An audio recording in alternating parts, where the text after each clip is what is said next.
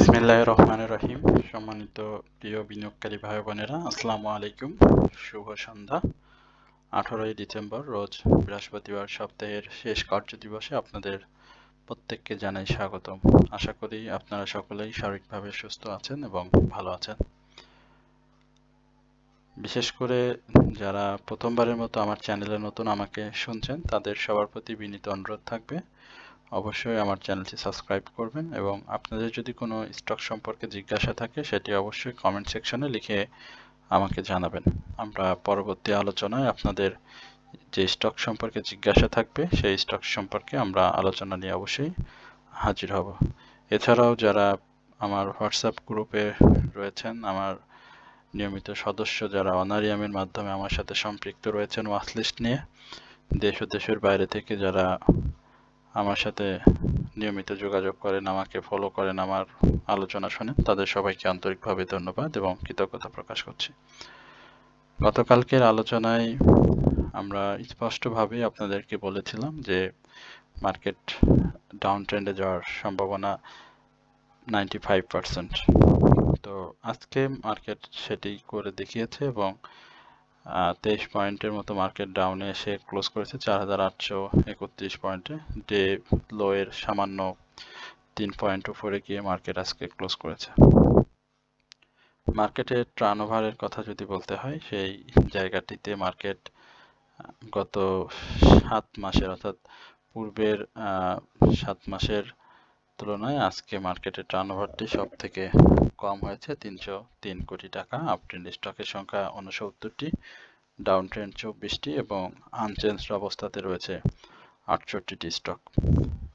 মার্কেটের ক্ষণিকে উত্থান আমরা দেখেছিলাম, তবে সেই উত্থানে আমরা বিশেষ করে আমার সাথে যারা রয়েছেন আমরা কেউই বোকা হয়নি, আজকে এটুকু বলতে পারি।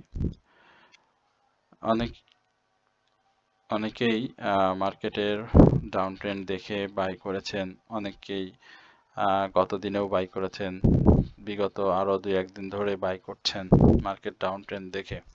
তো মার্কেট ডাউন ট্রেন্ডে দেখে কেন বাই করছেন সেটা আমার একটু জিজ্ঞাসা রয়েছে আপনাদের কাছে। আর আমরা যখন চার্টটা নিয়ে কথা বলবো তখন এই বিষয়টা নিয়ে আরেকটু বিস্তারিত আপনার সাথে আলোচনা করব, কেন এই খারাপ মার্কেটেও মার্কেটের সেল প্রেশারটা কোথা থেকে আসছে এবং কিভাবে আসছে এবং কোন ধরনের বিনিয়োগকারী যারা এই মুহূর্তে প্যানিকে সেল দিচ্ছেন তাদের বিষয়টাও একটু আপনাদেরকে ব্যাখ্যা করে জানানোর চেষ্টা করব। আশা করি সেই পর্যন্ত এই আলোচনায় আমাকে আপনারা শুরু থেকে শেষ পর্যন্ত শুনবেন। এছাড়াও আমরা আপনাদেরকে আমাদের ওয়াচলিস্ট সম্পর্কে বলে আসছি নিয়মিতই, তারপরেও অনেকেই আমরা দেখতে পাচ্ছি যে আপনারা বিস্তারিত না শুনেই হোয়াটসঅ্যাপ নাম্বার চেয়ে থাকেন বা হোয়াটসঅ্যাপ নাম্বার চান, কিন্তু আমাদের কমেন্ট সেকশনে আমার একটি কমেন্টস পিন করা থাকে, সেখানে আমার হোয়াটসঅ্যাপ নাম্বার দেওয়া আছে, সেখান থেকে নাম্বার নিয়ে আপনারা আমার সাথে যোগাযোগ করলে আমরা আপনাদেরকে যে পেপারটি দিয়ে যাচ্ছি সামান্য অনারিয়ামের মাধ্যমে 3টি স্টক সম্বলিত একটি ওয়াচ লিস্ট এবং আপনাদের বর্তমান যে পোর্টফোলিওটি রয়েছে সেখানে বাই সেলে সহযোগিতা, স্টপ লস, মার্কেট পূর্বাভাস এবং মার্কেটের যে নিউজগুলো আপনারা একটু দেরিতে জানেন বা জানতে পারেন না অনেক বিনিয়োগকারী ব্যস্ততার কারণে, সেগুলো আমরা আপনাদেরকে হোয়াটসঅ্যাপে ব্যক্তিগতভাবে দিয়ে থাকি।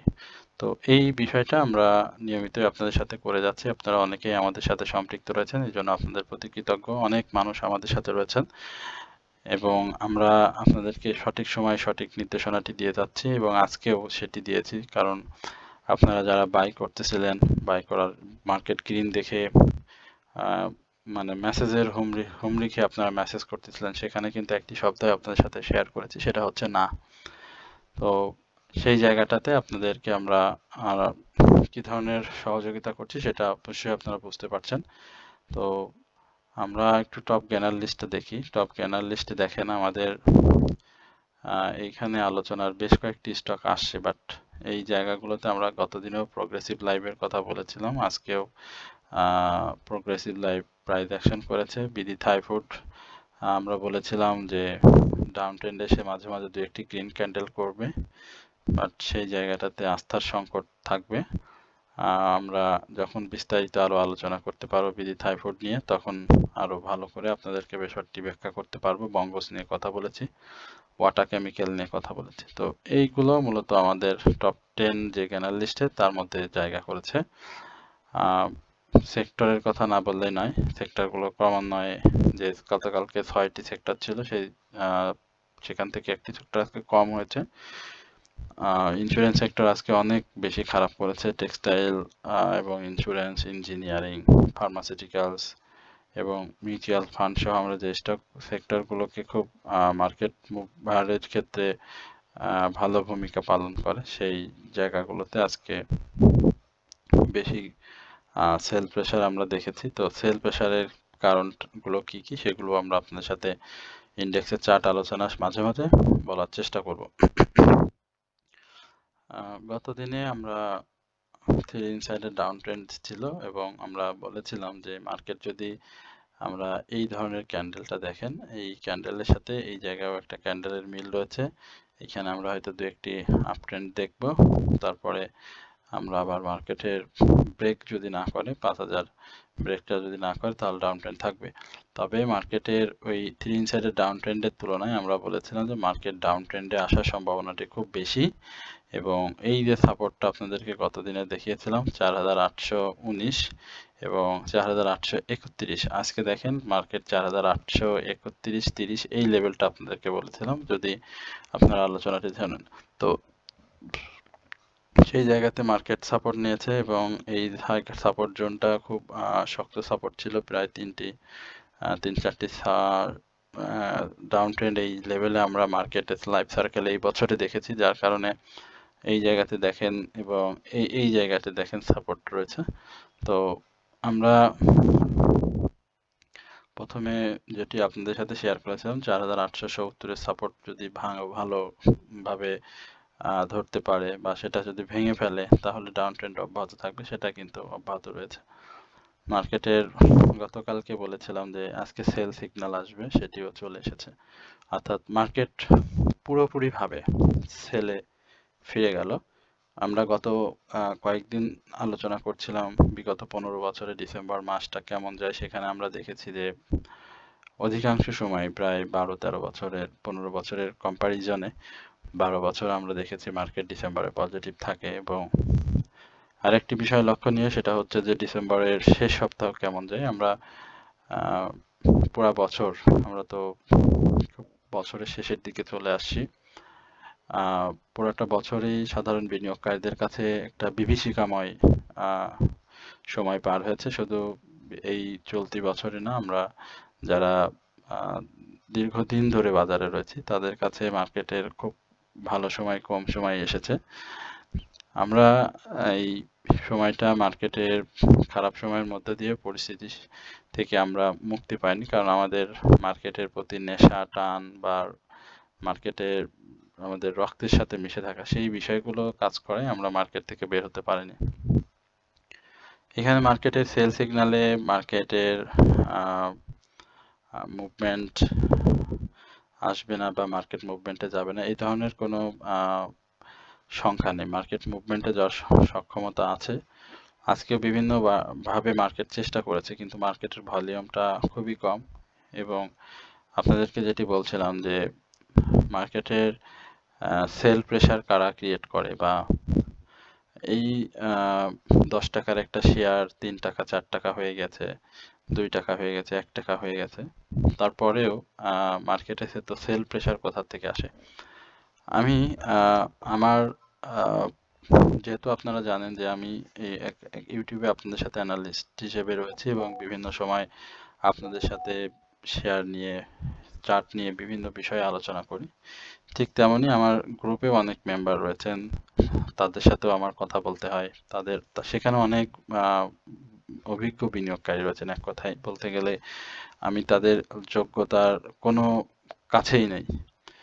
এছাড়া আমার কাছে অনারিয়ামের মাধ্যমে আপনারা 3টি ওয়াচ লিস্ট নিয়ে থাকেন, সামান্য অনারিয়ামের মাধ্যমে পোর্টফোলিও ম্যানেজমেন্ট সহ অন্যান্য পূর্বাভাস আমি আপনাদেরকে দিয়ে থাকি।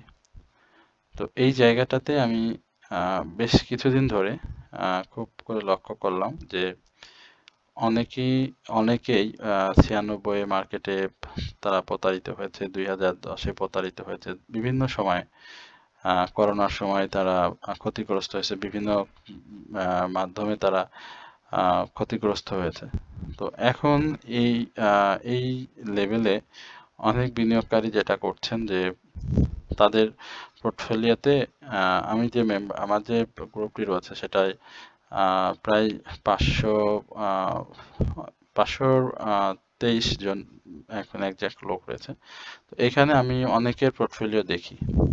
তো সেখানে আমি দেখেছি যে অনেকের পোর্টফোলিওতে 30টি, 33টি, 20টি, 25টি করে স্টক রয়েছে, যেটা মানে অসম্ভব রকমের ভয়ঙ্কর পোর্টফোলিও।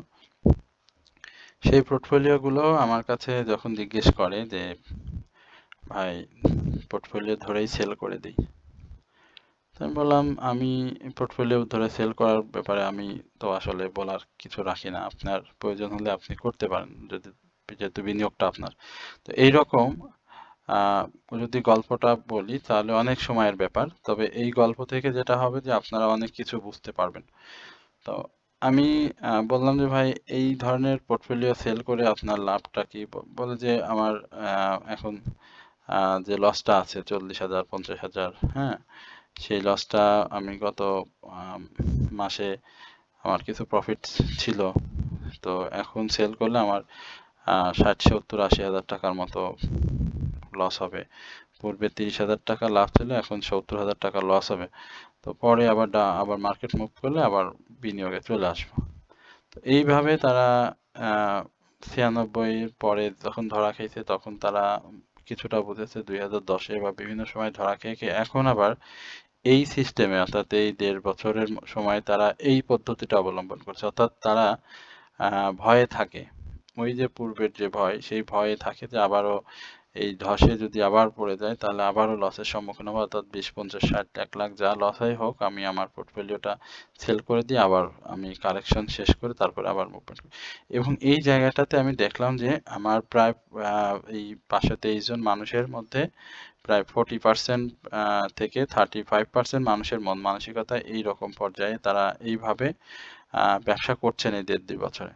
অর্থাৎ তারা পোর্টফোলিও ধরে পুরো মানে সেল করে দিচ্ছেন, অর্থাৎ পরপর 2-3 দিন ডাউন ট্রেন্ড দেখতেছে, একদম ধরে সেল করে দিয়ে আবারও বসে থাকতেছে। তো এই যে এই আমার আমার যদি এরকম মেম্বার যারা রয়েছেন, এই মেম্বার যদি আরো বাংলাদেশে না হলেও শেয়ার বাজারে প্রায় 100-র উপরে গ্রুপ আছে, মানে আহ, যারা বড় বড় রয়েছেন, বা এর অধিক সংখ্যক গ্রুপ আছে।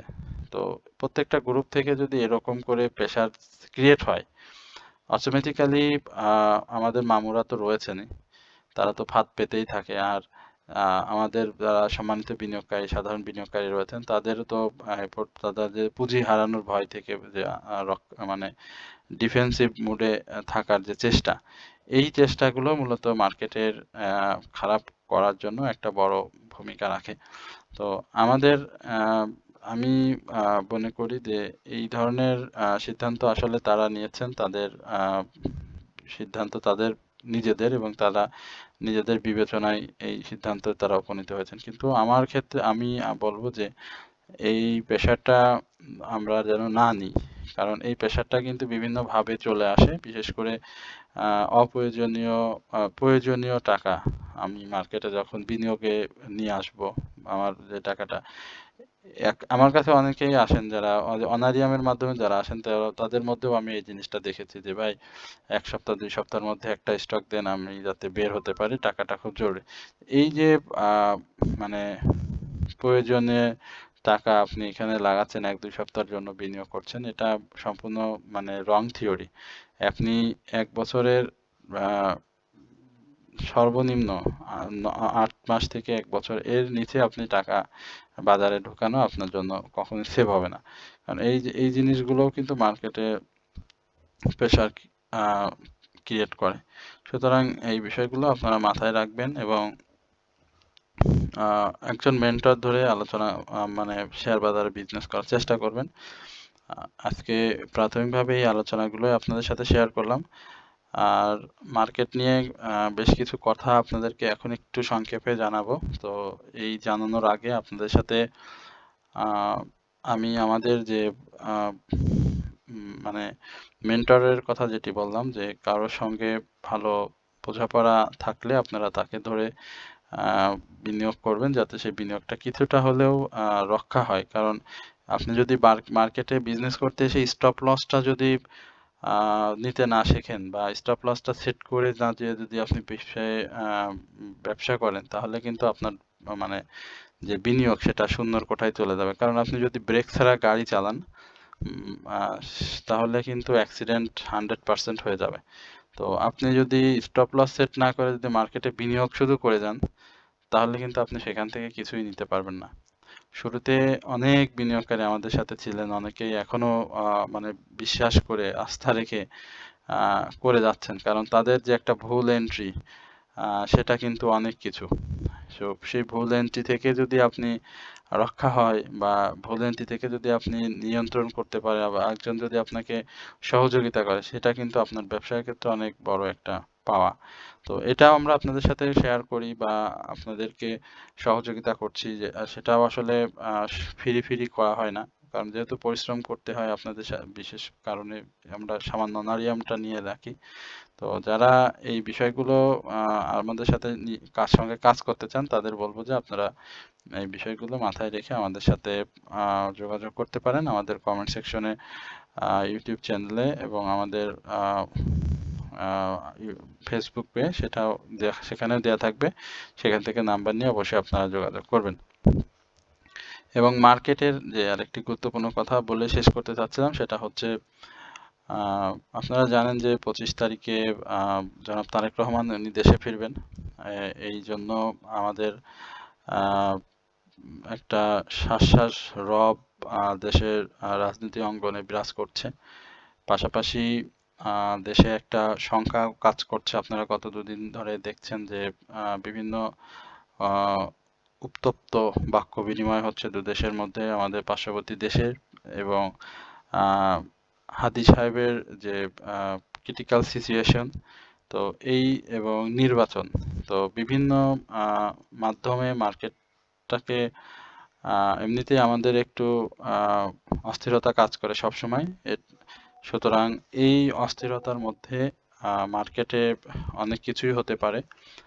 অনেক ধরনের নিউজে মার্কেটের অনেক পতন হয়, আপনারা দেখেছেন, যেহেতু এটি খুব সেন্সিটিভ জায়গা, যার কারণে আপনারা সব সময় একটু সামনে চিন্তা করে বিনিয়োগ করবেন, যে আগামী দিনগুলোতে কি হতে পারে, বা নির্বাচন পরিস্থিতি, মার্কেট পরিস্থিতি সহ সবকিছু নিয়ে, দেশের সার্বিক পরিস্থিতি সহ আপনারা চিন্তা করে তারপর বিনিয়োগ করুন। আমরা আগামী সপ্তাহে খুব বেশি কার্যদিবস পাবো না, আমরা রবি, সোম, মঙ্গল, বুধ এই 4 দিন কার্যদিবস পাবো। পরবর্তীতে আবারও 25 থেকে 28 বন্ধ থাকবে, 29, 30, 31, তারপরে আবার 31 তারিখে ছুটি রয়েছে ব্যাংকে। তো এই বছরটা এভাবে তো শেষ হয়ে গেল। হ্যাঁ, তো এই বিষয়গুলো মাথায় রাখবেন। ক্লোজিং এর একটা চাপ থাকে, এবং ডিসেম্বর মাসে আবার লাস্টের সপ্তাহ 2-1 বছর ভালো গিয়েছে, সেটাও বলার অপেক্ষা রাখে না। তো এই জায়গাগুলোতে অবশ্যই নিজের সিদ্ধান্তকে অবশ্যই গুরুত্ব দিবেন। পাশাপাশি আপনার যদি কেউ ভালো জানে বা ভালো সম্পর্ক থাকে তার সঙ্গে, তাকেও বিষয়গুলো শেয়ার করুন। যদি আপনার কাছে মনে হয় তার ব্যাখ্যা এবং আপনার সিদ্ধান্ত মিলে যায়, তাহলে বিনিয়োগটা করা ভালো হবে। আর যদি মনে হয় যে না, মিলছে না, তাহলে বিনিয়োগ না থেকে মার্কেটটাকে অবজার্ভ করে তারপরে মার্কেটের একটা স্বাভাবিক উত্থান, লেনদেন বৃদ্ধি সহ যখন মার্কেট ভালো পরিস্থিতিতে আবারও উঠবে, ইভেন আপনার এই সময়ে কোন কোন স্টকগুলোতে বিনিয়োগ করা যায়, কোন স্টকগুলো স্টপ লস নেওয়া যায়, এখন কিন্তু আবার সেই সুযোগটা, অ্যাডজাস্টমেন্টের একটা সুযোগ চলে আসছে। বিভিন্ন বিষয় নিয়ে এখন কিন্তু মার্কেটের কিছু কাজ করা যায়, যেগুলো আপনাদের করতে পারেন, সেটিও আপনার জন্য, পোর্টফোলিওর জন্য অবশ্যই স্বাস্থ্যদায়ক হবে। তো আশা করি আপনারা এই বিষয়গুলো মাথায় রাখবেন। প্রতিদিন স্টক নিয়ে কথা হয়। আজকে মার্কেটের এই আলোচনাটুকু আপনাদের জানি না কতটুকু কাজে দিবে। বাট আমি বিশ্বাস করি যে আলোচনাটুকু যারা শুরু থেকে শেষ পর্যন্ত শুনেছেন তাদের অবশ্যই এটি সহায়ক হিসাবে কাজে আসবে। এছাড়াও আমরা আগামীকালকে, আজকে স্টক নিয়ে কথা বলার ইচ্ছা ছিল কিন্তু মার্কেটের পরিস্থিতি এবং যে বিষয়গুলো অত্যন্ত জরুরি আপনাদের সাথে আলোচনা বা শেয়ার করা, সেটি আপনাদের সাথে শেয়ার করলাম। এবং আমরা আগামীকালকে শুক্র এবং শনি 2 দিন মার্কেটের যে বন্ধ থাকবে সেখানে প্রতিনিয়ত আমরা পূর্বে শুরু থেকে যে কাজটি করে আসছি অর্থাৎ শুধুমাত্র স্টক অ্যানালাইসিস, সেটি আমরা আপনাদের সাথে শেয়ার করব। অবশ্যই সেই জায়গাটাতে আপনারা ধৈর্য সহকারে শুনবেন এবং আপনাদের যদি কোনো অনুরোধের স্টক থাকে বা স্টক সম্পর্কে জিজ্ঞাসা থাকে সেটি অবশ্যই কমেন্ট সেকশনে লিখে আমাকে জানাবেন, এবং হোয়াটসঅ্যাপে যারা আমার সাথে সম্পৃক্ত রয়েছেন বিভিন্ন মাধ্যমে তারা অবশ্যই সেটি হোয়াটসঅ্যাপে লিখে আমাকে জানাবেন, আমি অবশ্যই আলোচনায় নিয়ে আসবো। তো সকলেই ভালো থাকবেন, সুস্থ থাকবেন, এই প্রত্যাশায় আজকের আলোচনা এখানে শেষ করছি। আসসালামু আলাইকুম ওয়া রাহমাতুল্লাহি ওয়া বারাকাতুহু।